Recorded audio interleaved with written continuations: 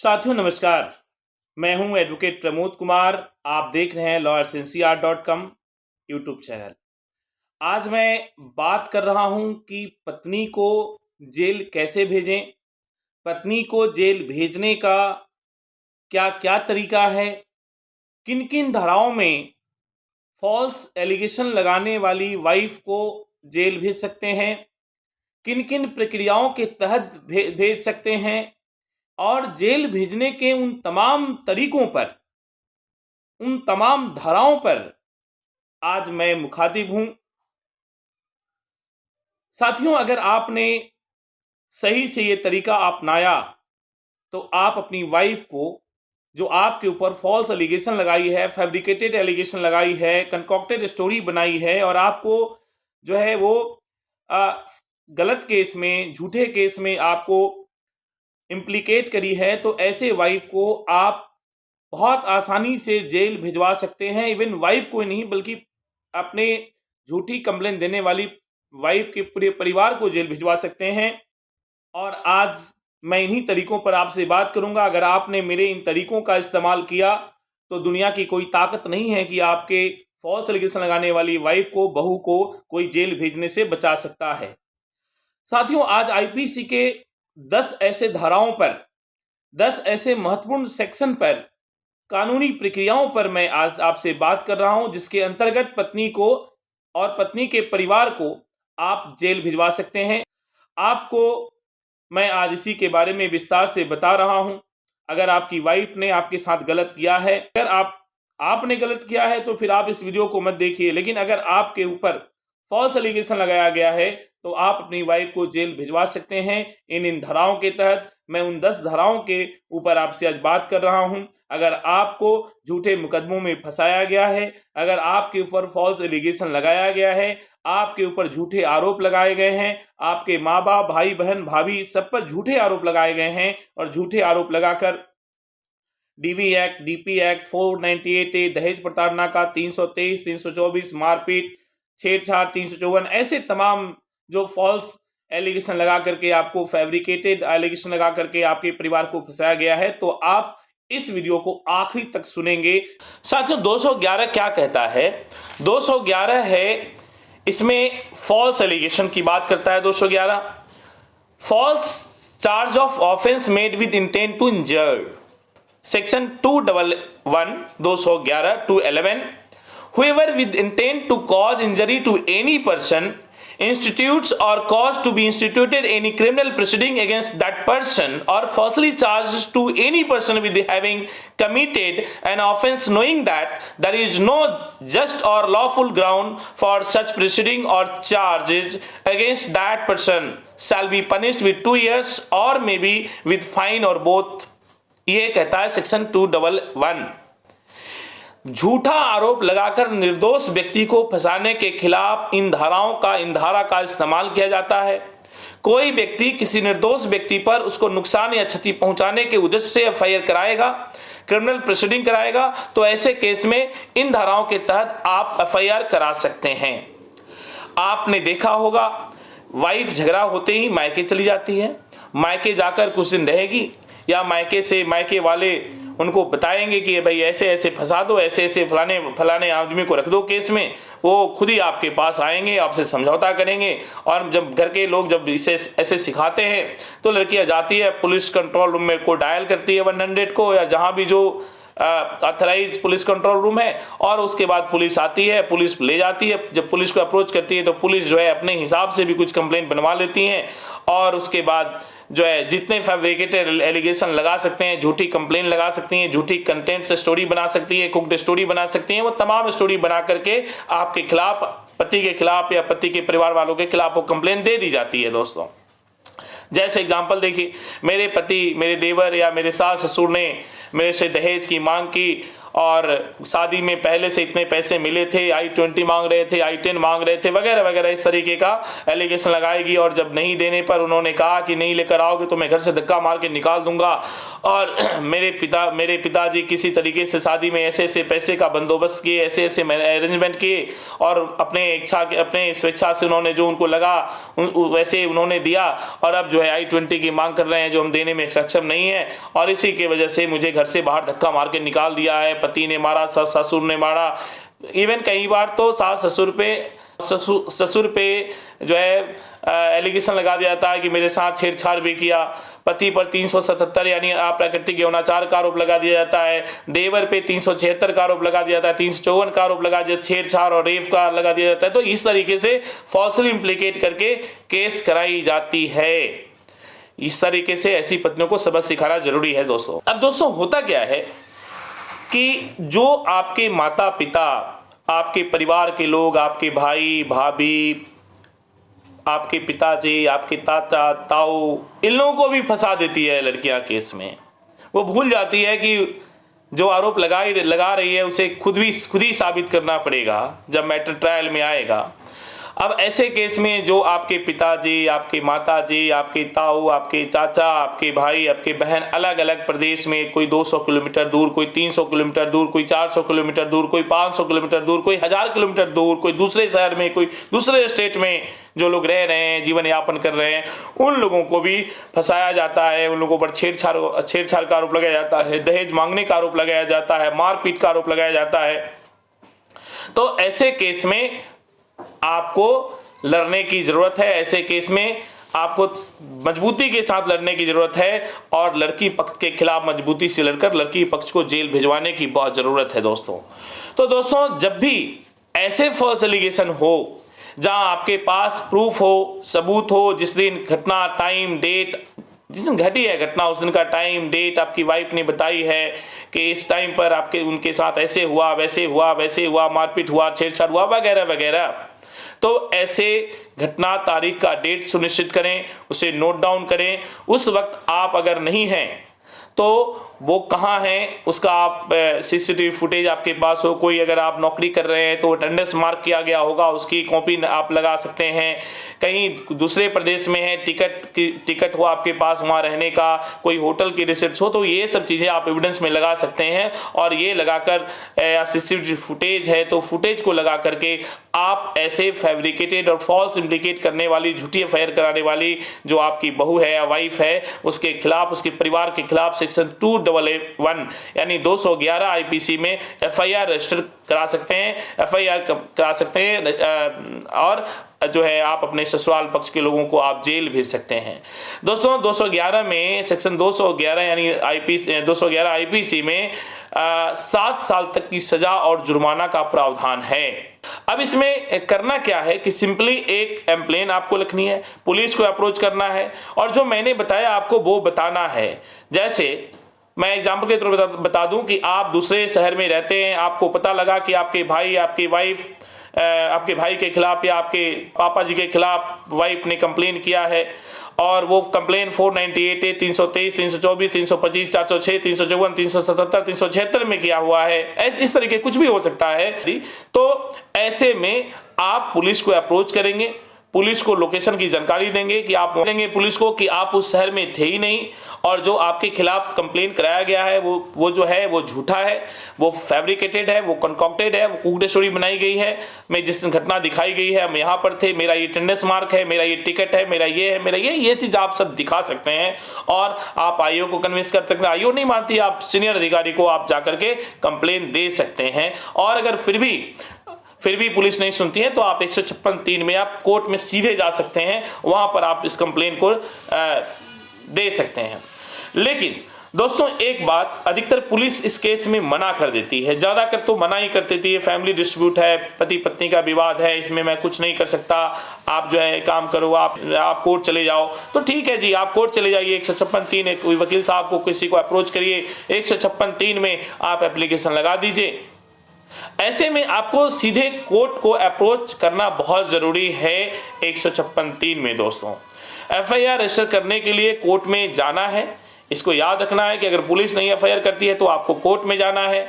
इसका क्या सबूत है, क्या प्रूफ है, या जो आप दे रहे हैं वो हो सकता है वो बेसलेस हो, या हो सकता है कहे कि एविडेंस जो है इस पर हमें ट्रस्ट नहीं है, विश्वास नहीं है, कोर्ट नहीं मान रही है, ये मैनिपुलेटेड है वगैरह वगैरह, हमें एविडेंस और भी चाहिए।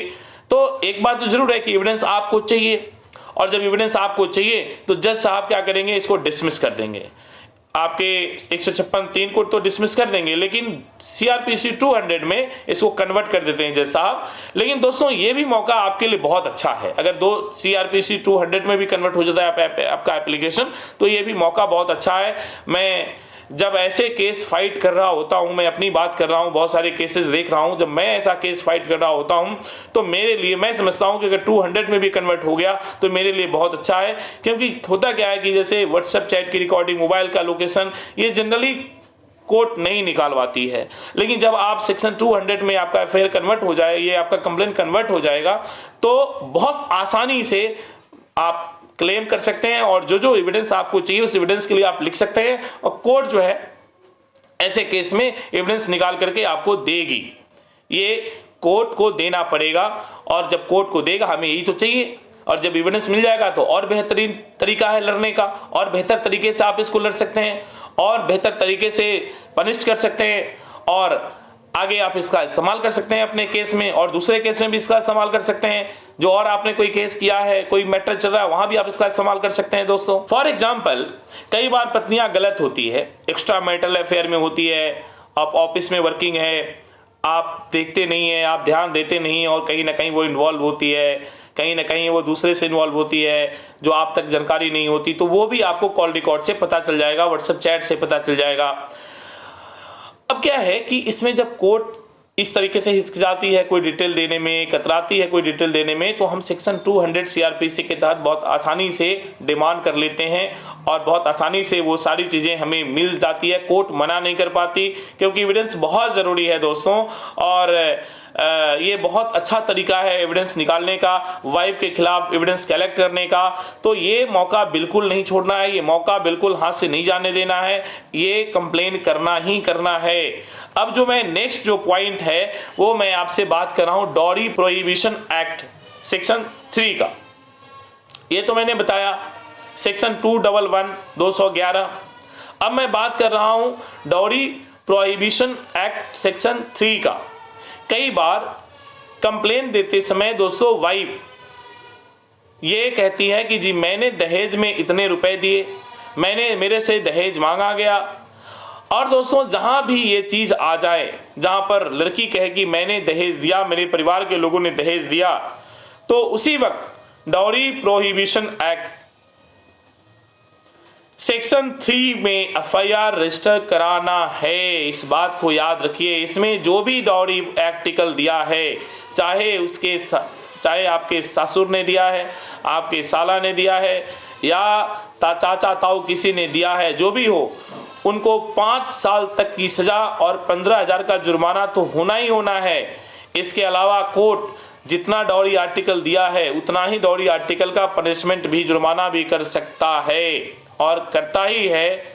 जैसे अगर लड़की ने कहा कि मैंने दहेज में 10 लाख रुपए दिए, तो 10 लाख का जुर्माना, पनिशमेंट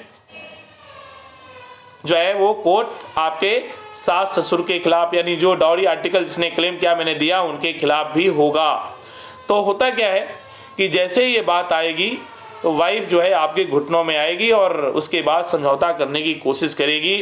यहाँ एक छोटा सा कन्फ्यूजन रहता है दोस्तों, और वो कन्फ्यूजन ये है कि दहेज तो आप कैसे, दहेज अगर आप ऐसा केस करेंगे तो एक्सेप्टेंस हो जाएगा कि आपने दहेज लिया। बिल्कुल नहीं, ऐसा कोई लॉ नहीं, ऐसा कोई एक्सप्लेनेशन नहीं है कि आपने अगर ऐसा कह दिया तो आप कब कह रहे हैं कि मैंने दहेज लिया। ये तो दहेज देने वाला कह रहा है कि मैंने दहेज दिया, आप तो डिनाई कर रहे हैं कि मैंने दहेज लिया।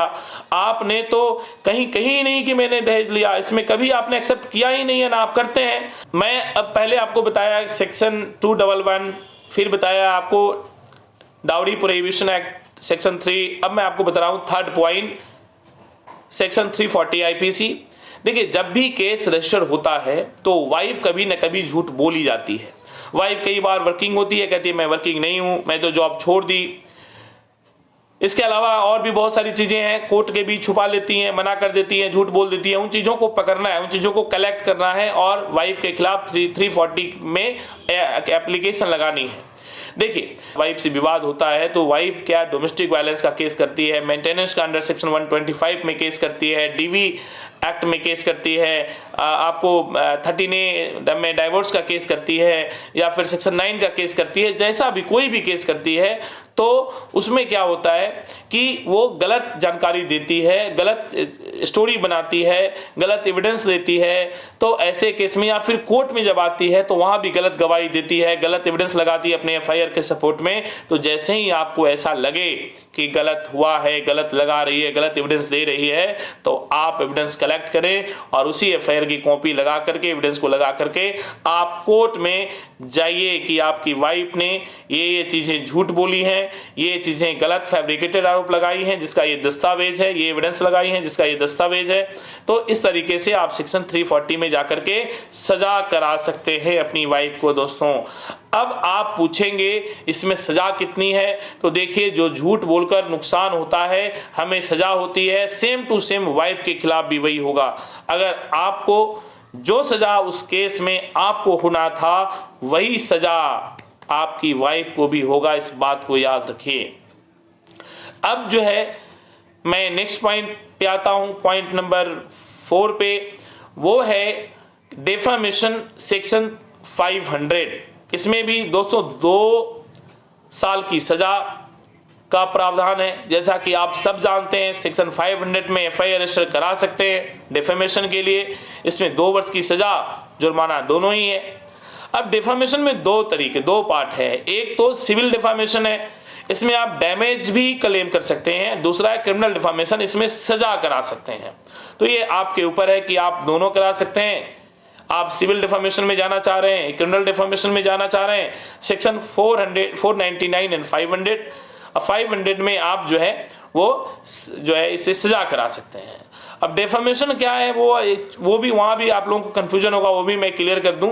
जब आप इसके अंतर्गत, डेफामेशन को हमानानी बोलते हैं हिंदी में, जब आप इसके अंतर्गत वाइफ ने कोई कंप्लेन झूठी दे दी या कुछ गवाही झूठी दे दी तो आप डेफामेशन में चले जाएंगे। डेफामेशन का ये मतलब नहीं होता है। डेफामेशन दोस्तों तब होता है जब आपके खिलाफ पब्लिक में, सोशल मीडिया में, जैसे ट्विटर हो गया, फेसबुक हो गया, इंस्टाग्राम हो गया, यूट्यूब हो गया, या ऐसा कोई सोशल मीडिया में आपके खिलाफ ऑफेंसिव लैंग्वेज लिखते हुए कोई आरोप लगाया जाए, आपके खिलाफ कुछ वीडियो बनाया जाए, आपके खिलाफ कोई गलत कन्वर्सेशन की जाए, आपके खिलाफ कोई गलत कमेंट की जाए, आपके खिलाफ किसी, आपने बहुत सारे आजकल यूट्यूब चैनल है कि उसको कोई स्टेटमेंट दे दिया जाए, कोई टेलीविज़न चैनल पे, कोई यूट्यूब चैनल पे, या कहीं भी ऐसा कोई स्टेटमेंट दे दिया जाए, तो उसका रिकॉर्ड अपने पास लेकर के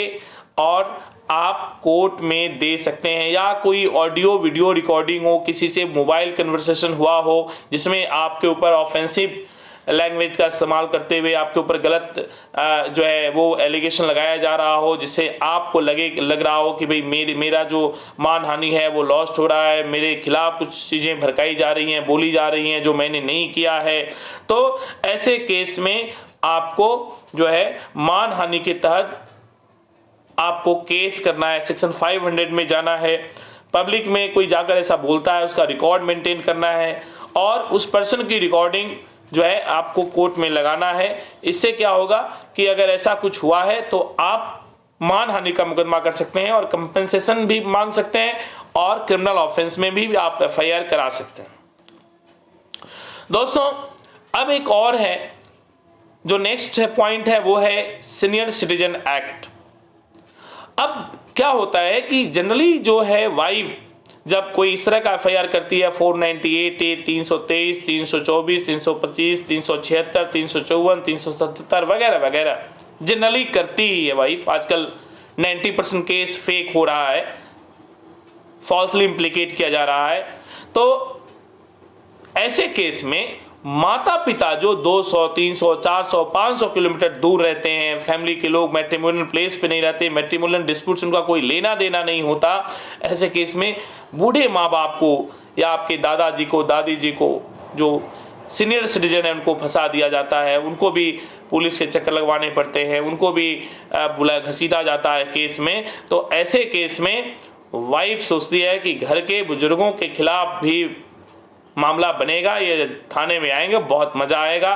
तो आप उस मज़े का मज़ा भी चिखा सकते हैं। दोस्तों, आप क्या करेंगे कि आप ऐसे केस में अगर फॉल्स कंप्लेन कराई है, ज़रा इनसे पूछिए कि खर्चा तो 2.5-3 लाख की, अकाउंट में 2-2.5 लाख भी नहीं था, ये 50 लाख का व्यवस्था इकट्ठा कहाँ से किए। और 3-4 चीज़ कहेंगे, हमने कर्जा लिया, तो कर्जे वाले को पकड़िए। उन्होंने कहा कि मैंने मेरे पैसे कैश पड़ा हुआ था, तो फिर कैश क्यों पड़ा था। फिर इनकम टैक्स वाले पकड़ेंगे, कैश क्यों पड़ा था, कहाँ से आया, किसने दिया। उसके बाद कहेंगे जी हमने किसी से उधार ली, तो उधार देने वाले पकड़े जाएंगे कि उधार कैश कैसे दे दी। अगर कोई ट्रांजैक्शन है तब तो ठीक है, और नहीं ट्रांजैक्शन है तो कैसे दिया। तो इस तरीके से आप इनकम टैक्स में कंप्लेन करके और टैक्स चोरी के आरोप में आप उसे जेल भेज सकते हैं। या फिर जो लोग कहेंगे कि जी मेरे से 2 लाख रुपए, मेरे से 5 लाख रुपए लिए, तो वो उनको भी अपना रिकॉर्ड देना पड़ेगा और उनको भी गवाही में आना पड़ेगा। तो ऐसे केस में ये बहुत बढ़िया है कि आप इनकम टैक्स में आप कंप्लेन करें। इनकम टैक्स के तहत आप डेटा मंगाएं कि अगर मान लीजिए आपकी शादी 2010 में हुई, 2009 में हुई, तो 2009 और 10 में स्लैब रेट क्या था इनकम टैक्स का, वो देख लीजिए, और 2009-10 का डिटेल मंगा लीजिए। अगर आपके ससुर या सास या परिवार का कोई सर्विस कर रहा है, तो वो देखिए कि शादी में ट्रांजैक्शन क्या है, कहाँ से ये पैसा आया, किस ने पैसे दिए, और अगर कैश दिया तो कैश कहाँ से आया, उस कैश देने वाले को भी पकड़ा जाएगा। तो ये तमाम तरीके हैं। इस तरीके से ये जो फॉल्स जो एफआईआर में दिखाई है, इसका फॉल्स दिखाने का नतीजा सामने आ जाएगा और आप जेल का हवा खिला सकते हैं। पूरे परिवार को इसमें घसीट सकते हैं, पूरे परिवार के लोग भी जेल जा सकते हैं। जो लोग गवाही देने आएंगे उनको भी भेज सकते हैं आप। ये बहुत बढ़िया है।